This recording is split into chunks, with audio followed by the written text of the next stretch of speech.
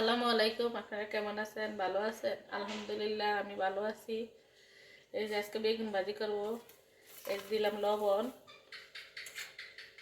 এক বেগুন ভাজা দিয়ে ভাত খাওয়া যায়। দিলাম হলুদের গুঁড়া,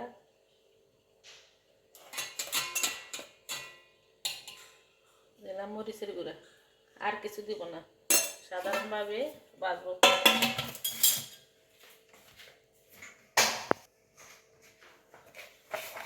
হলুদ, মরিচ, লবণ আর কিছুটা হলো না। এক বেগুন ভাজা দিয়ে ভাত খেয়ে উঠান যায়। এক বেগুন ভাজা দিয়ে 2 প্লেট ভাত খাওয়া যায়।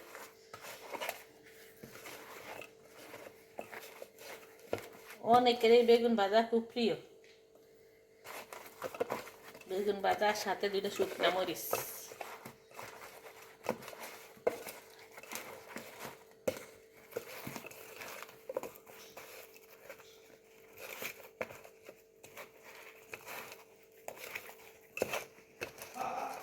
ভালো করে গায়ের সাথে হলুদ লবণ ডইলে ডইলে লাগিয়ে দিই।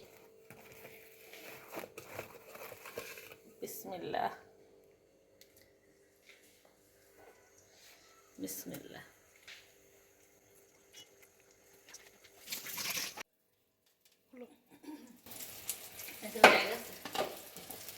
আমি বেগুন ভাজা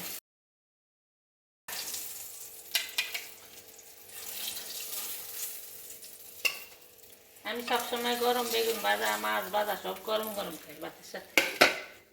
এখানেই বেগুন ভাজা রান্না শেষ করলাম। আপনারা ভালো থাকবেন, সুস্থ থাকবেন আর মজা মজা বেগুন ভাজা দিয়ে ভাত খাবেন। আল্লাহ হাফেজ।